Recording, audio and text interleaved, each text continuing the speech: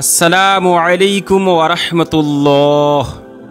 আজকের এই ভিডিওতে আমরা জানব তুরস্কে খুঁজে পাওয়া 1500 বছরের পুরনো একটি কিতাব সম্পর্কে। মানে এই কিতাবটি কিভাবে পাওয়া গেল, কোথায় পাওয়া গেল এবং এটি কোন কিতাব ছিল আর এর নাম বা কী ছিল। আর তারপর যখন এই কিতাবটিকে খুঁজে পাওয়া গেল তখন মুসলিমরা খুশি হলেও খ্রিস্টানরা এই কিতাবটিকে বিশ্বাস করতে অস্বীকার করেছিল। কিন্তু এটি হলো বাইবেলের একটি সংস্করণ। তাহলে খ্রিস্টানরা কেন এটিকে বিশ্বাস করতে অস্বীকার করছে? আর এই কিতাবে সর্বশেষ প্রফেট হজরত মুহাম্মদ সাল্লাল্লাহু তাআলা আলাইহি ওয়াসাল্লামের সম্পর্কে কি এমন লেখা রয়েছে? তো এই কিতাব সম্পর্কিত যতগুলো প্রশ্ন আছে সেই সকল তথ্য আপনাদের সামনে খুব সুন্দর করে উপস্থাপন করার চেষ্টা করব। আপনি শুধুমাত্র ভিডিওটিকে একটি ছোট্ট লাইক করে আমাদের সঙ্গে শেষ পর্যন্ত জুড়ে থাকুন। তো এটি হলো তুরস্ক দেশের একটি ঘটনা, যখন সেখানকার প্রশাসন পাচার বিরোধী অভিযান পরিচালনা করছিলেন। আর তখনই তাদের হাতে অনেক পুরনো একটি কিতাব চলে আসে। একটি এমন কিতাব যা প্রায় 1500 বছরের পুরনো ছিল। একটি এমন কিতাব যা গোল্ডেন ওয়াটার দিয়ে একটি প্রাণীর চামড়াতে লেখা ছিল। কিন্তু যখন এই কিতাবের উপর তদন্ত করা হলো আর এটিকে পড়ার চেষ্টা করা হলো তখন সঙ্গে সঙ্গে বিশৃঙ্খলা সৃষ্টি হয়ে যায়। সারা বিশ্বে তোলপাড় শুরু হয়ে যায়, আর বিশেষ করে ইউরোপের মধ্যে সবচেয়ে বেশি। কারণ এটি কোনো সাধারণ কিতাব ছিল না, বরং এটি তো সেই বাইবেলেরও একটি আলাদা সংস্করণ ছিল, যেটিকে খ্রিস্টানি অর্থাৎ খ্রিস্ট ধর্মের সবচেয়ে পবিত্র কিতাব মনে করা হয়। আর বিশৃঙ্খলা হওয়ার পিছনের মূল কারণ হলো বলতে গেলে এটি একটি বাইবেলই ছিল। কিন্তু বাইবেলের এই 1500 বছরের পুরনো সংস্করণটি সত্যি সে সকল বাইবেলের সংস্করণের বিপরীত ছিল যা বর্তমান সময়ে খ্রিস্টান ধর্মে পাওয়া যায়। বরং এই সংস্করণটি খ্রিস্ট ধর্মের মৌলিক ভূমিকা, মৌলিক ধারণা আর মৌলিক বিশ্বাসকে সম্পূর্ণভাবে চ্যালেঞ্জ করছিল। আপনাদেরকে জানিয়ে রাখি যে বাইবেলের এই সংস্করণটি গসপেল অফ বর্নবাস নামে পরিচিত, যা আসলে ইসলাম ধর্মের সর্বশেষ রসুল হজরত মুহাম্মদ সাল্লাল্লাহু তাআলা আলাইহি ওয়াসাল্লামের আগমনের প্রায় 80 থেকে 90 বছর পূর্বে রচিত হয়েছিল। কিন্তু অবাক করার বিষয় হলো এত আগে রচিত হওয়া সত্ত্বেও এই সংস্করণটির মধ্যে প্রফেট মুহাম্মদ সাল্লাল্লাহু তাআলা আলাইহি ওয়াসাল্লামের নাম কিভাবে উল্লেখ করা হয়েছে। এমনিতে তো পৃথিবীর প্রতিটি কিতাবেই পিয়ারে আকা রাসূলুল্লাহ সাল্লাল্লাহু তাআলা আলাইহি ওয়াসাল্লামের কথা উল্লেখ করা হয়েছে। আসলে বাইবেল, যেটিকে সাধারণত আমরা ইনজিল নামে চিনে থাকি, সেটি পয়গম্বর হজরত ঈসা আলাইহিস সালামের উপর নাজিল হয়েছিল। বর্তমান সময়ে জনসংখ্যার হিসাবে যদি দেখা হয় তাহলে দুনিয়ার সবচেয়ে বড় যে ধর্ম রয়েছে অর্থাৎ খ্রিস্ট ধর্ম, আর তাকে মেনে চলা লোকেরা বাইবেলকে নিজেদের সবচেয়ে পবিত্র অর্থাৎ গুরুত্বপূর্ণ গ্রন্থ মনে করে থাকে। বাইবেলের এমন 4টি সংস্করণ রয়েছে যেগুলো সবচেয়ে বেশি অথেন্টিক বলে বিবেচিত হয়, আর যেগুলো ভিন্ন ভিন্ন লোকেরা, ভিন্ন ভিন্ন লেখকেরা ভিন্ন ভিন্ন সময়ে লিখেছিলেন। কিন্তু এখানে আমরা বাইবেলের অন্য আরেকটি সংস্করণ সম্পর্কে জানতে চলেছি, যেটি গসপেল অফ বর্নবাস নামে পরিচিত।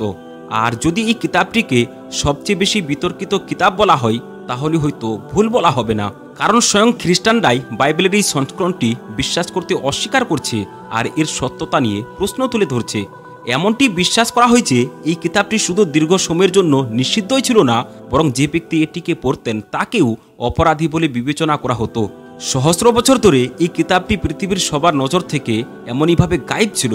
কিন্তু 16 শতকে এই কিতাবটির একটি সংস্করণ পপ সিস্টারের কুতুবখানা অর্থাৎ লাইব্রেরিতে পাওয়া যেত, কিন্তু এটিকে পড়ার কারো অনুমতি ছিল না। যদিও পরের দুর্ঘটনাক্রমে এই কিতাবটি শুধু এখান থেকে হারিয়ে যায়নি, বরং ভিয়েনার ইম্পেরিয়াল লাইব্রেরিতেও পৌঁছে গিয়েছিল। এরপর 1907 সালের সময় এলো যখন অক্সফোর্ড ইউনিভার্সিটি এই কিতাবটিকে ইংরেজিতে অনুবাদ করে আর পরে এটিকে পাবলিশও করে দিয়েছিল। এই কিতাবটি পাবলিশ করার পর দীর্ঘদিন ধরে শুধু তোলপাড়ই হয়নি, বরং বিতর্কও চলছিল। এরপর ধীরে ধীরে এই কিতাবটির ইংরেজি, ইটালিয়ান আর স্প্যানিশ সংস্করণ না জানি কোথাও উধাও হয়ে যায়। কিন্তু এখন প্রশ্ন হচ্ছে, আসলে এই কিতাবটিতে এমন কি রয়েছে যার কারণে ইতিহাসে এই কিতাবটি নিয়ে সর্বদা শুধু আলোচনাই হয়নি, বরং এখনও আমরা দেখি যে শুধু অনলাইনে সবাই এই কিতাবটি নিয়ে বিতর্ক করেন না, বরং বেশিরভাগ অঞ্চলেই আপনি এই কিতাবটিকে কিনতে চাইলে এই কিতাবটিকে পাবেন না। তো যাই হোক, সবার আগে আপনারা এটি জেনে নিন যে এই কিতাবটি গসপেল অফ বর্নবাস নামে কেন পরিচিত। আসলে এর লেখকের কারণে এই কিতাবটির নাম এমনটি দেওয়া হয়েছিল। আর যে রাইটার ছিল বার্নাবাস, সে আসলে হজরত ঈসা আলাইহিস সালামের ওই 12 জন শিষ্যের মধ্য থেকে একজন ছিলেন যারা তার উপর সর্বপ্রথমে ঈমান নিয়ে এসেছিলেন। আর এটি কারণ যে এই কিতাবটিতে হজরত ঈসা আলাইহিস সালামের জীবনকে খুব গভীরভাবে অনেকটা ডিটেলসের সাথে আলোচনা করা হয়েছে। এমনটা মনে হয় যেন কোনো ব্যক্তি নিজের চোখে দেখা ঘটনার বিবৃতি দিচ্ছেন।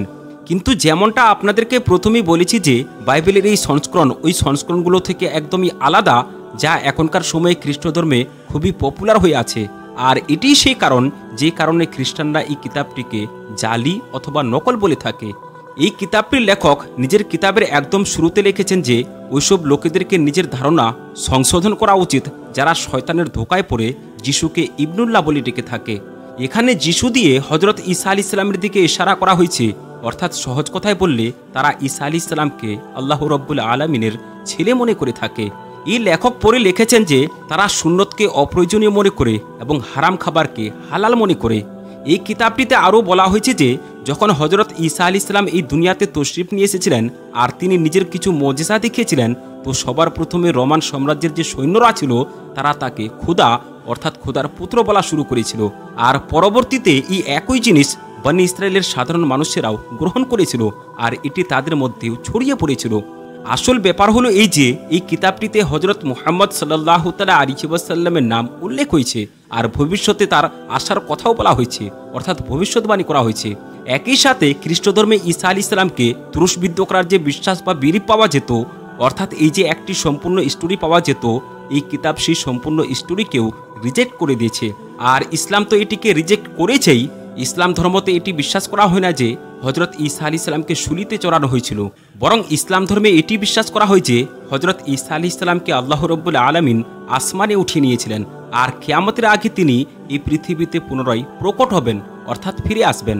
মানে এই কিতাব অনুযায়ী হজরত ঈসা আলাইহিস সালামকে শুলিতে চড়ানো হয়নি। এবার যদি আপনারা এখন পর্যন্ত সবগুলো কথাকে মনোযোগ দিয়ে শুনে থাকেন তাহলে আরও একটি বিষয় নোটিশ করে থাকবেন, আর সেটি হলো এই যে এই কিতাবটি খ্রিস্ট ধর্মে থাকা অনেকগুলো স্টোরি এবং অনেকগুলো কনসেপ্টকে তো রিজেক্ট করেছেই, কিন্তু একই সাথে ইসলাম ধর্মকে সমর্থন করে, অর্থাৎ ওই সকল বিষয়ে ইসলামকে সঠিক ঘোষণা করে থাকে। আর এই কারণেই যে সকল খ্রিস্টান স্কলাররা রয়েছেন তারা এই কিতাবটিকে শুধু জালি বলে না, বরং এটা বলে যে এটি বাইবেলের সম্পূর্ণ ইসলামিক সংস্করণ, অর্থাৎ কোনো মুসলিমই কোনো এক সময়ে এই কিতাবটিকে লিখেছিলেন, তারপর গোপনে এই কিতাবটি বার্নাবাস নামে চালিয়ে দিয়েছে যাতে করে এটির সত্যতা আরও বেশি প্রমাণ করে এবং অথেন্টিকও করা যায়। পিছনের সহস্র বছর ধরে এই কিতাবটি নিয়ে বিশ্বব্যাপী যা কিছু ঘটেছে তা তো আপনাদেরকে জানিয়ে দিলাম, কিন্তু এই কাহিনীতে হঠাৎ করে বড় একটি মোড় ওই সময় আসে যখন 2000 সালে তুরস্কে এই কিতাবেরই প্রায় 1500 বছরের এমন একটি সংস্করণ পাওয়া যায়, এমন একটি কপি পাওয়া যায় যা আসলে গোল্ডেন ওয়াটার দিয়ে একটি পশুর চামড়ার উপরে লেখা ছিল।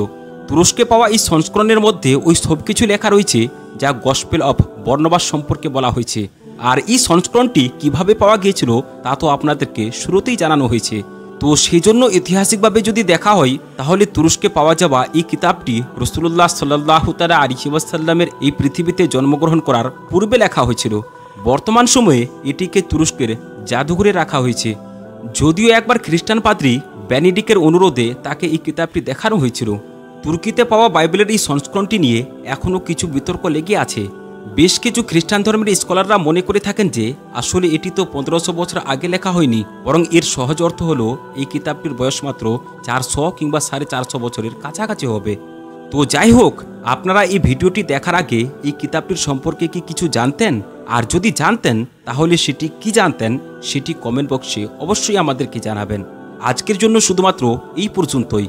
আমরা আশা রাখছি যে আজকের এই ভিডিওটি আপনাদেরকে ভালো লেগেছে।